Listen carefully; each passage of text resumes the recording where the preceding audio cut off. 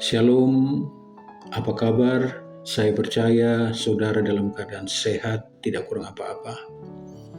Puji Tuhan, semua ini karena kemurahan-Nya, penjagaannya bagi kita semua.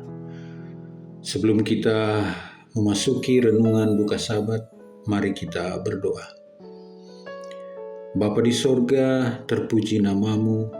Terima kasih banyak Tuhan, karena Engkau boleh menghantarkan kami kembali memasuki Sabat-Mu yang kudus. 6 hari lamanya dalam pekerjaan kami, Tuhan sudah berkati, berikan kami kesehatan dan kekuatan, sehingga sukacita kami bertambah di dalam Tuhan, terlebih ketika kami menyambut Sabat-Mu yang kudus. Terima kasih Tuhan, ini doa kami dalam nama Yesus Juru Selamat kami. Amin. Saya meyakini bahwa setiap manusia, saudara dan saya, sering dihadapkan kepada perbedaan pendapat dengan siapapun. Tetapi apabila perbedaan pendapat itu terjadi dengan orang-orang yang kita kasihi, memang kita mengasihi orang lain, tetapi yang saya maksudkan adalah orang-orang yang terdekat dengan hidup kita setiap hari. Suami, istri, anak kita misalnya. Jika perbedaan pendapat itu semakin kuat, bisa saja membuat hubungan yang terdekat kita, keluarga kita, akan tiba pada posisi yang benar-benar menyakitkan hati dan menghancurkan. Inilah yang dirasakan oleh Raja Daud. Ketika anaknya yang dia kasihi bernama Absalom berencana untuk merebut kekuasaan dari ayahnya menjadi seorang raja. Absalom adalah seorang yang memiliki penampilan yang luar biasa. Banyak sekali pengagumnya, dan dia menggunakan kesempatan yang ada untuk membungkam ayahnya, melengsarkan ayahnya dari posisi raja. Dan dia berpikir dia adalah seorang raja yang pas untuk menggantikan ayahnya. Bagaimana dengan situasi Daud, Raja Daud, ketika dia menghadapi kenyataan seperti ini? Begitu susah, begitu dahsyat kesulitan yang dia hadapi, dan cara yang terbaik bagi Daud adalah datang kepada Tuhan. Cerita ini terdapat di dalam Mazmur pasal 3. Mazmur pasal 3 ini pendek, hanya terdiri dari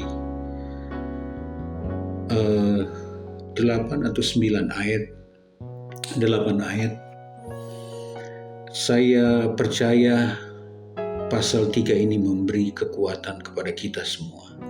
Jika saudara punya kesempatan, boleh saudara membaca 8 ayat ini atau 9 ayat untuk menjadi kekuatan. Dan kali ini saya ambil beberapa ayat saja yang kiranya menolong kita untuk datang kepada Tuhan satu-satunya kekuatan kita, pengharapan kita ketika kita sedang bersusah hati.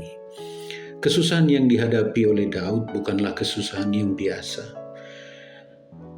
Kesusahan yang benar-benar memedihkan hatinya. Ketika anak yang dia kasihi sekarang menjadi seorang yang paling jahat, yang mengingini kematiannya. Ketika peristiwa itu terjadi, Daud datang kepada Tuhan. Di Mazmur 3 ayat 4, dengan nyaring aku berseru kepada Tuhan, dan ia menjawab aku dari gunungnya yang kudus, Selah. Ayat yang kelima, aku membaringkan diri lalu tidur, aku bangun sebab Tuhan menopang aku. Ayat yang ke-6, aku tidak takut kepada puluhan ribu orang yang siap mengepung aku. Ayat yang ke-7, bangkitlah Tuhan, tolonglah aku ya Allahku, ya Engkau telah memukul rahang semua musuhku dan mematahkan gigi orang-orang fasik. Ayat yang ke-8, dari Tuhan datang pertolongan, berkat-Mu atas umat-Mu, Selah.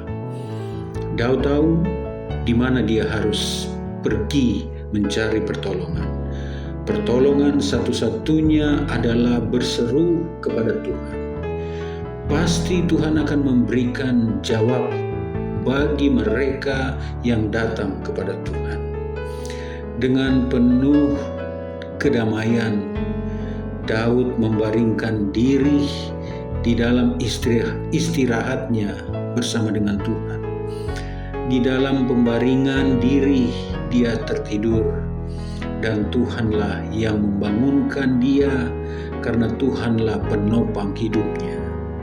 Dan dikunci di ayat yang terakhir, ketika Daud datang kepada Tuhan di dalam beban yang sangat berat, Tuhan memberikan pertolongan dan memberikan berkat.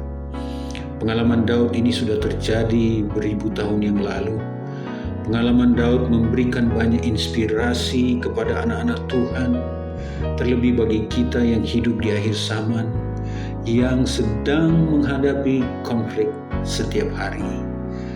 Konflik yang berat, situasi yang memedihkan hati. Marilah datang kepada Tuhan. Mintalah pertolongan kepada Tuhan. Datanglah berseru kepada Tuhan, dan Dia tidak akan membuang kita. Dia tidak akan membiarkan kita merana. Dia akan menolong kita dan memberikan berkat yang istimewa. Terima kasih Tuhan, karena Engkau sungguh baik bagi kami, sehingga kami boleh mendapatkan kelegaan dan kami boleh mendapatkan damai Tuhan. Saat ini, sebelum kita memasuki Sabat yang kudus, marilah kita berdoa. Terima kasih Tuhan, karena Engkau sungguh baik dalam hidup kami, menjaga kami di setiap pelayanan pekerjaan kami, setiap aktivitas kami, sehingga kami boleh datang kembali kepada Tuhan, merenungkan kebaikan-Mu. Tuhan, terima kasih karena Engkau membawa kami memasuki hari Sabat-Mu yang kudus. Terimalah kami Tuhan sebagaimana kami ada. Ampuni kami dari segala dosa pelanggaran kami, seperti kami mengampuni sesama kami. Ampuni kami Tuhan apabila ada dosa pelanggaran kami yang belum kami ampuni, ampuni kami. Dengan sesama kami ataupun dengan saudara kami, bahkan kepada suami, istri, dan anak kami, ampuni kami, sehingga kami boleh layak menerima berkat Sabat-Mu. Ubahkan kami Tuhan untuk menjadi anak-anak-Mu. Tolong kami Tuhan, supaya kami hanya dapat mengandalkan Tuhan. Terima kasih Tuhan, Engkau dengar doa kami. Terpujilah nama-Mu dalam nama Yesus Juru Selamat kami. Amin.